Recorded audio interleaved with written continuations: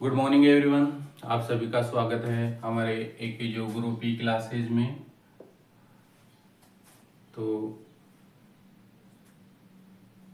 पूर्व की क्लास में हमने राजस्थान का परिचय,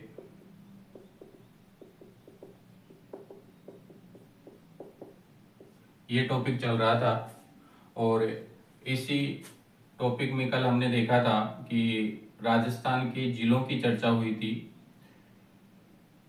राजस्थान के जिलों की चर्चा हमने कल की थी और कल हमने देखा था कि राजस्थान में 41 जिले मानचित्र के माध्यम से कहाँ कहाँ है, क्योंकि ये आने वाले जो राजस्थान की जितनी भी क्लासें हैं उनमें सभी ने में जिलों पर प्रकाश पड़ेगा और मानचित्र के माध्यम से कौन सा जिला जयपुर कहाँ है, जैसलमेर कहाँ है, गंगानगर कहाँ है, या फिर कहे डूंगरपुर बांसवाड़ा कहाँ है। तो ये मानचित्र में हमने कल देखा था। आज आगे हम देखते हैं राजस्थान का परिचय।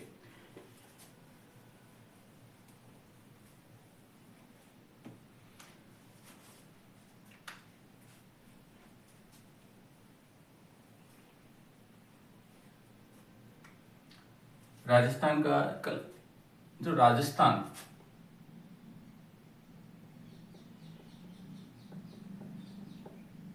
शब्दावली है, इसके ऊपर हम इसके ऐतिहासिक पृष्ठभूमि को देख लेते हैं। देखिए 1800 ईस्वी में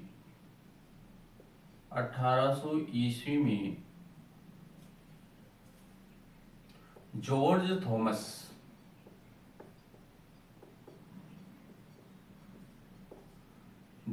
थॉमस ने राजस्थान के लिए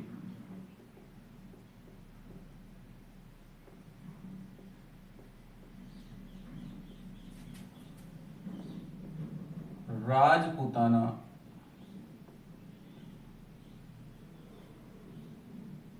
राजपुताना शब्दावली का प्रयोग किया।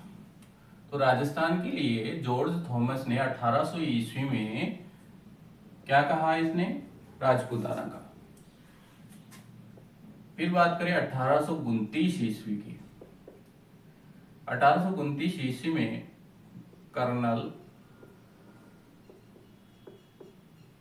James Tod,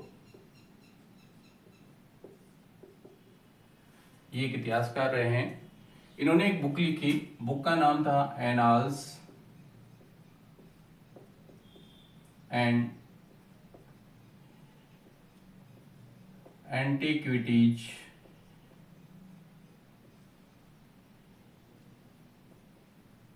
of Rajasthan.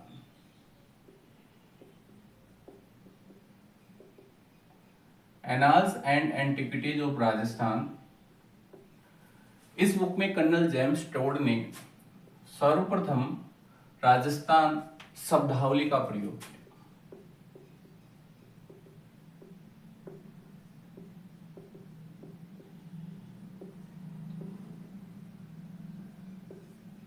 इससे पूर्व कहीं पर भी राजस्थान नाम नहीं आया था, लेकिन कर्नल जेम्स टोड ने annals and antiquities of Rajasthan के अंतर्गत राजस्थान शब्दावली का प्रयोग किया। फिर देखिए 26 जनवरी 1950 ईस्वी 26 जनवरी 1950 ईस्वी को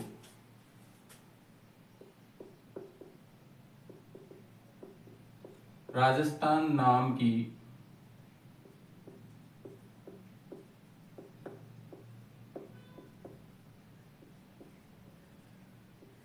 औपचारिक घोषणा की। वास्तव में राजस्थान का नाम 26 जनवरी 1950 को भाई ये राजस्थान है, इसकी औपचारिक घोषणा कर दी गई। ये तो थी राजस्थान के नाम की ऐतिहासिक पृष्ठभूमि। अब देखते हैं राजस्थान विश्व के मानचित्र पर, यानी कि वैश्विक दृष्टि पर कहाँ स्थित है। तो देखिए ये ग्लोब है, पृथ्वी मान लेते हैं, और पृथ्वी के मध्य से एक अक्षांश रेखा गुजरती है, 0 डिग्री अक्षांश, जिसे कि भूमध्य रेखा कहते हैं।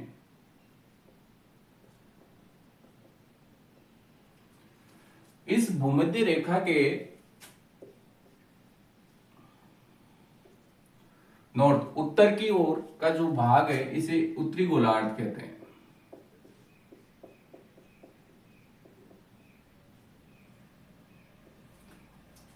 और भूमध्य रेखा के दक्षिण का जो भाग है इसे दक्षिणी गोलार्ध कहते हैं।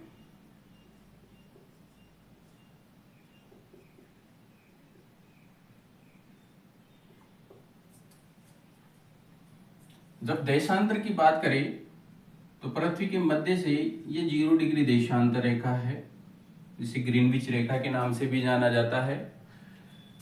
इस ग्रीनविच रेखा के जो पूर्व का भाग है, ये पूर्व, इसे तो कहेंगे पूर्वी गोलार्ध।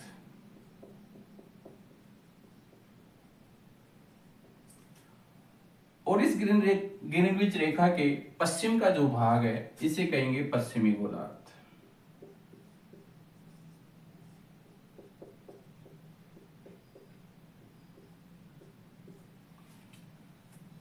अब इस विश्व के मानचित्र पर राजस्थान यहां पर स्थित है।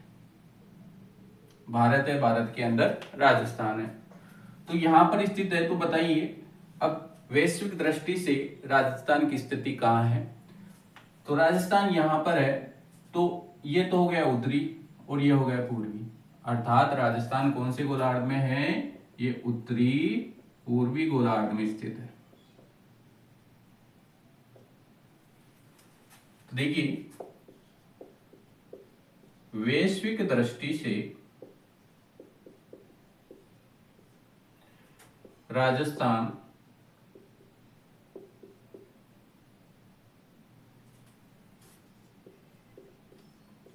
उत्तरी पूर्वी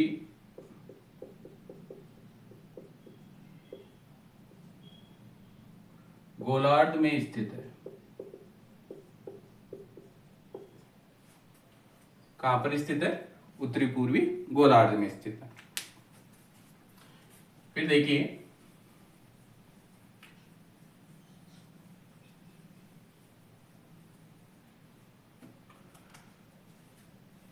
ये तो हो गया विश्व की दृष्टि से।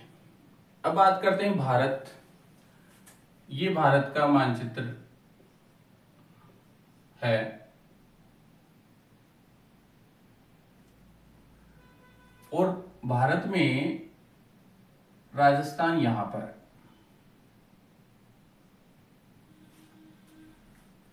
अब राजस्थान यहां पर है, तो देखिए ये उत्तर है ऊपर की ओर, ये दक्षिण है, ये पूर्व है और ये पश्चिम है। अब इस मानचित्र में दिख रहा होगा कि राजस्थान की स्थिति पश्चिम और उत्तर की ओर है, अर्थात भारत में राजस्थान उत्तर पश्चिम में स्थित है। भारत में राजस्थान की स्थिति कहां पर है? ये उत्तर पश्चिम की ओर है। देखो यहां पर वैश्विक दृष्टि से तो ये उत्तरी पूर्वी गोलार्ध में स्थित है, लेकिन जब भारत की बात करते हैं तो भारत में यह हमारा जो राजस्थान है ये कहां पर स्थित है? उत्तर पश्चिम की ओर स्थित है।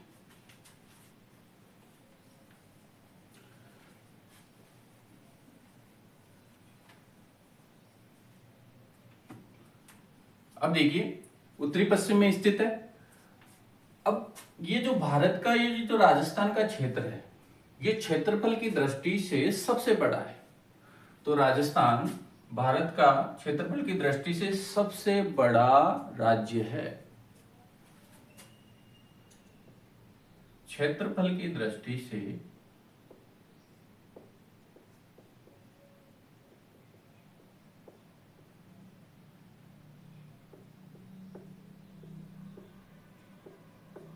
भारत का सबसे बड़ा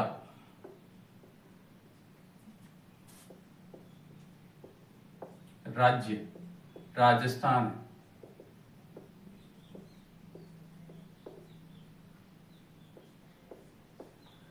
किसकी दृष्टि से? क्षेत्रफल की दृष्टि से बात कर रहे हैं हम। राजस्थान का क्षेत्रफल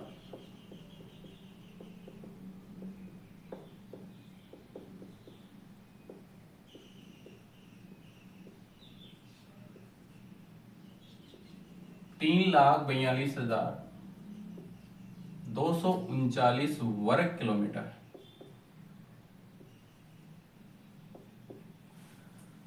राजस्थान का क्षेत्रफल कितना है? 3,42,239 वर्ग किलोमीटर। अगर ये वर्ग किलोमीटर में ना आकर वर्ग मील में आ गया तो राजस्थान का जो क्षेत्रफल है ये वर्ग मील में 1,32,140 वर्ग मील है।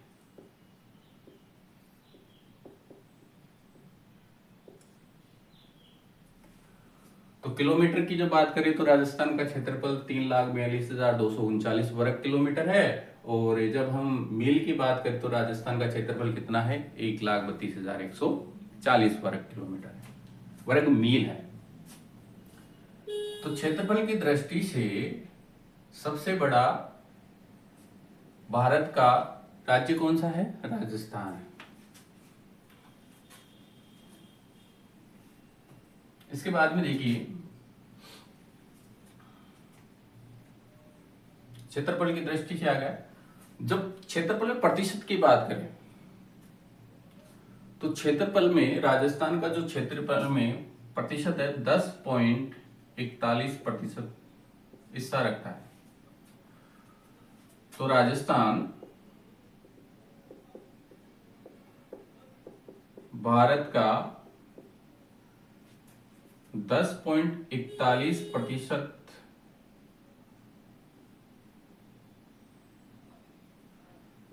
भारत का 10.41% हिस्सा रखता है या क्षेत्रफल है, ये ध्यान रखना। तो टोटल राजस्थान की क्षेत्रफल की हमने चर्चा कर ली कि यह राजस्थान का क्षेत्रफल 3,42,239 वर्ग किलोमीटर है। साथ ही ये 1,32,140 वर्ग मील में फैला हुआ है। और राजस्थान का भारत में हिस्सेदारी है वो कितनी है? 10.41%।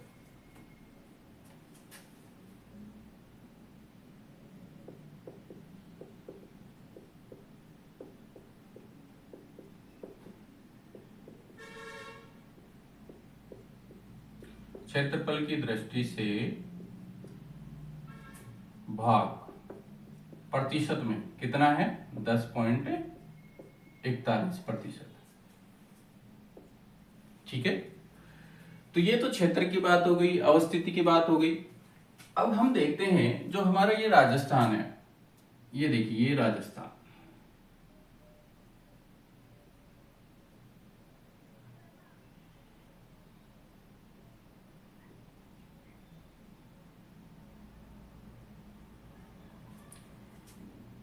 ये जो राजस्थान है इस राजस्थान में एक रेखा गुजरती है 23 डिग्री 30 मिनट, जिसे कहेंगे कर्क रेखा। कौन सी? कर्क रेखा। तो राजस्थान से कर्क रेखा 2 जिलों से गुजरती है, और 2 जिले कौन कौन से हैं? एक तो है डूंगरपुर और दूसरा है बांसवाड़ा।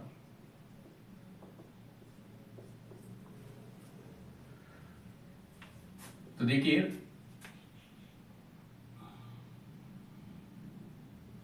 कर्क रेखा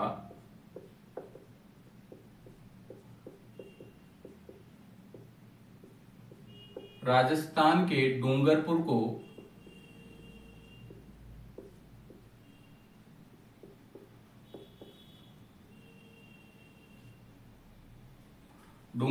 छूते हुए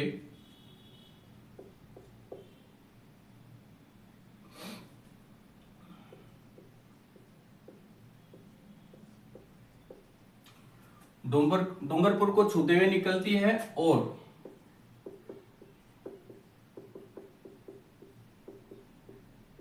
बांसवाड़ा के मध्य से गुजरती है।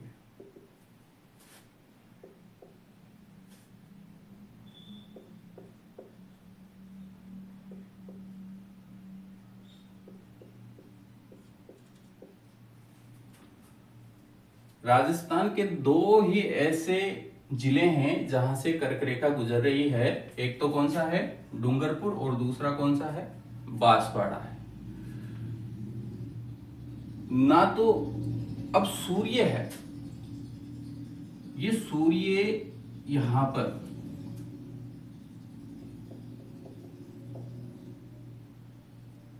कर्क रेखा पर अपनी सीधी रेखा 21 जून को गिराता है।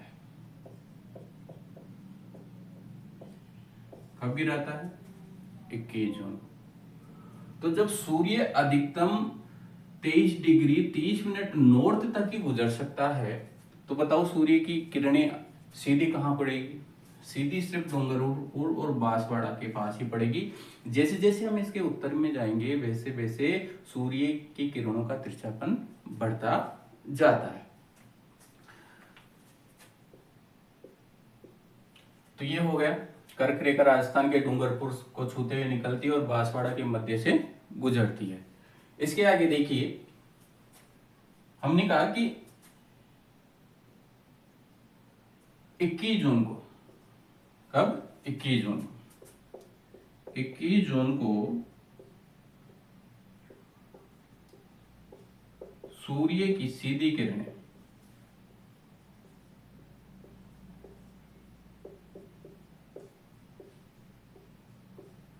कर्क रेखा पर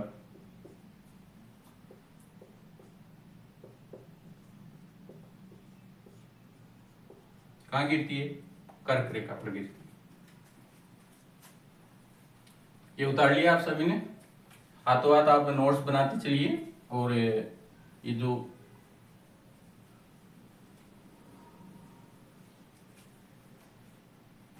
मैं जिस प्रकार से विद्यार्थियों को ऑफलाइन क्लास में पढ़ाते हैं उसी प्रकार से आपने ऑनलाइन क्लासेस चला रखी है, इसलिए हाथों हाथ अपना नोट्स भी बना सकते हैं और देख भी सकते हैं। हाँ, लेकिन एक कि जिन्होंने अभी तक हमारे इस चैनल को सब्सक्राइब नहीं किया है वो सब्सक्राइब कर ले और वीडियो को लाइक जरूर कर दें, और साथ ही साथ अपने जो भी मित्र हैं, मिलने वाले हैं, सभी को इस वीडियो को अधिक से अधिक शेयर करेंगे, मैं आपसे यह उम्मीद रखता हूं। तो हम देख रहे थे 21 जून को सूर्य की सीधी किरणें कर्क रेखा पर गिरती है।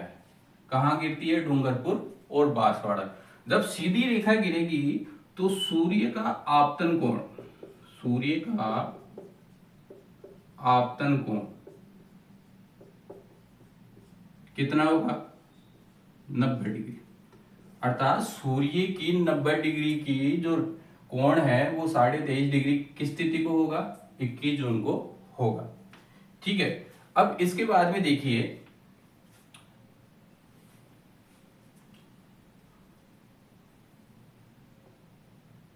तो 21 जून को डूंगरपुर और बांसवाड़ा कि जैसे जैसे हम उत्तर की ओर जाएंगे वैसे वैसे क्या होगा, सूर्य की किरणों का तिरछापन बढ़ता जाएगा। तो हम कह सकते हैं कि 23 डिग्री 30 मिनट के उत्तर की ओर, उत्तर की ओर सूर्य की किरणों का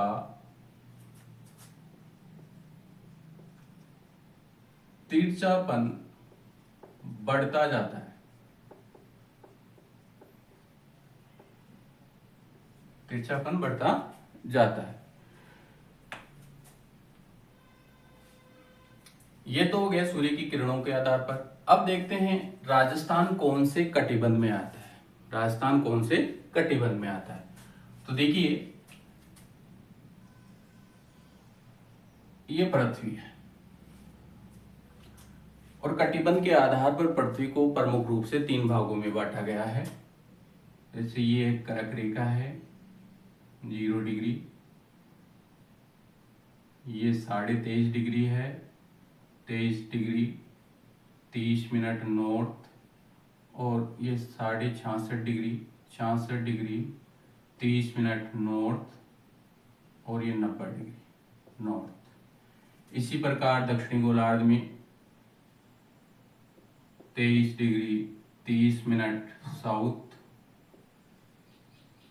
66 डिग्री 30 मिनट साउथ, और ये 90 डिग्री।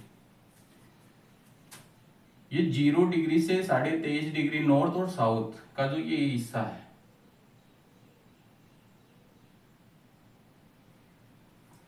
इसे कहते हैं उष्ण कटिबंध।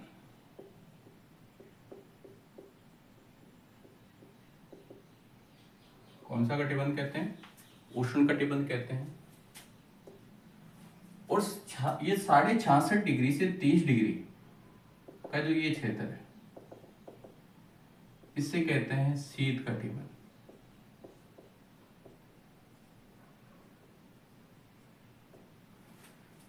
अभी जो 23.5 डिग्री 30 डिग्री से और 66.5 डिग्री के बीच में का जो ये क्षेत्र है, यहां पर देखिए उष्ण जलवायु भी पाई जाती है और ये शीत जलवायु भी पाई जाती है।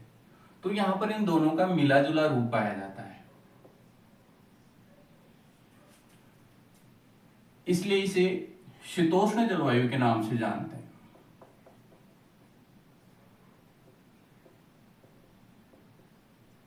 कौन सी जलवायु कहते हैं? शीतोष्ण जलवायु के नाम से जानते हैं।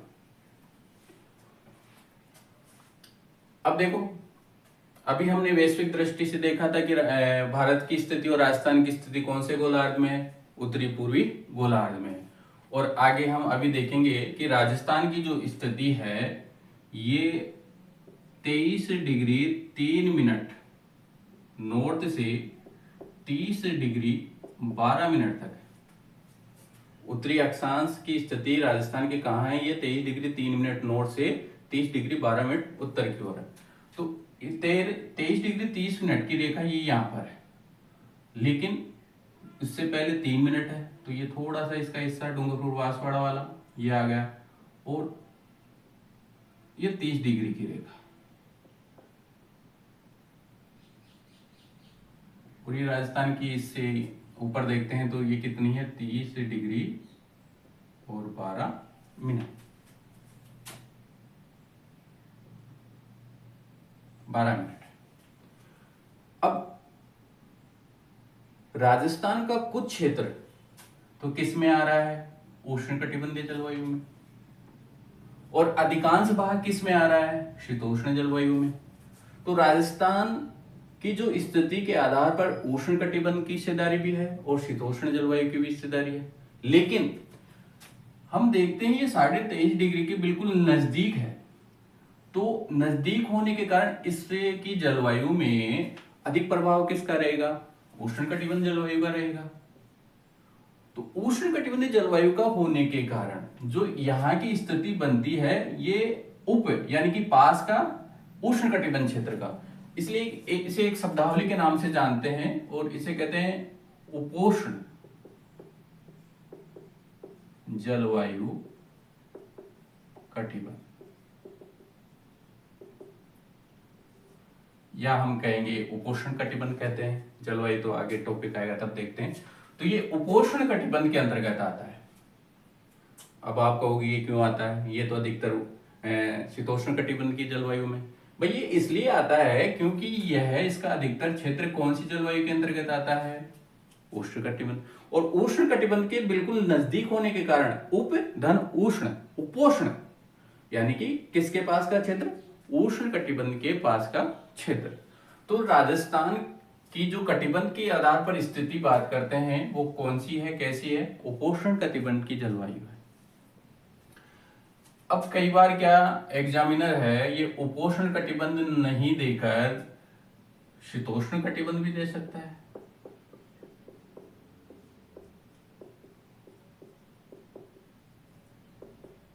भाई ऑप्शन में क्या दे सकता है? शीतोष्ण कटिबंध। भाई ये भी सही है, क्योंकि यहां पर हम देख रहे हैं कि शीतोष्ण कटिबंध 23.5 डिग्री से 66.5 डिग्री के बीच में है और राजस्थान का अधिकतर भाग इसी क्षेत्र के अंतर्गत आता है, और उपोष्ण भी सही है।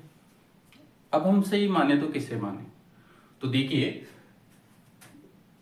हमें सबसे पहले प्रायिकता देनी है उपोष्ण कटिबंध को, अगर ऑप्शन में उपोष्ण कटिबंध भी है, शीतोष्ण कटिबंध भी है, तो हमें आंसर कौन सा करना है? उपोष्ण कटिबंध का करना है। ये क्वेश्चन आया हुआ है, दोनों ऑप्शन दिए थे आरपीएससी में, और ये आंसर सही माना था। और ये क्वेश्चन भी आया हुआ है, इसमें भी ऑप्शन दिया गया था कि बताइए, वहां उपोष्ण नहीं आया था, लेकिन फिर आंसर क्या माना? शीतोष्ण कटिबंध माना। तो राजस्थान किस कटिबंध के अंतर्गत आता है, ये ऑप्शन के ऊपर डिपेंड करता है, लेकिन प्रायिकता उपोष्ण कटिबंध को दी जाएगी और सेकंड वरीयता शीतोष्ण कटिबंध को दी जाएगी। तो अब देखिए आगे लिखिए, राजस्थान का अधिकांश भाग, राजस्थान का अधिकांश भाग उपोष्ण कटिबंध में आता है।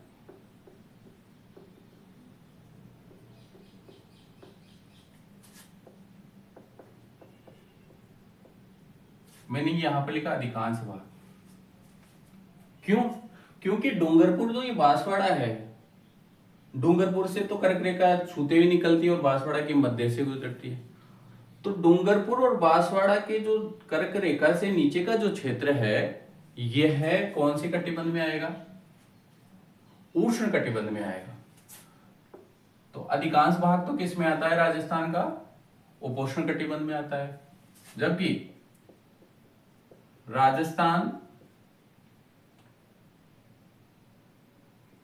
राजस्थान का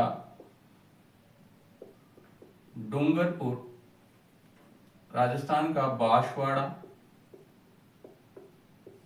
व डूंगरपुर का कर्क रेखा के दक्षिण का भाग उष्ण कटिबंध में आता है।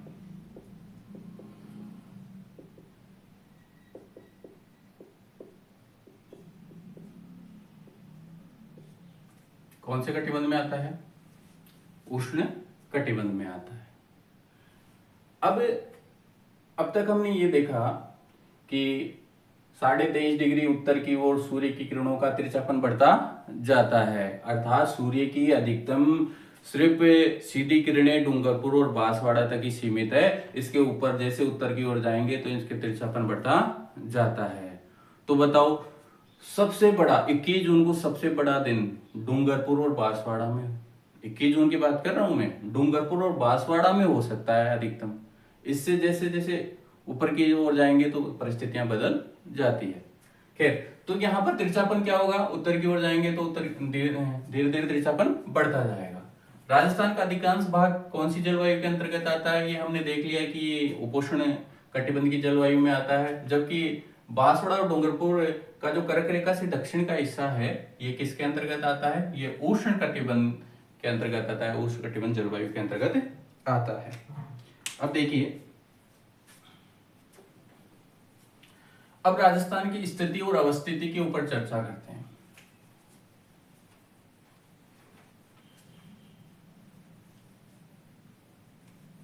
या आप सभी ने उतार लिया होगा।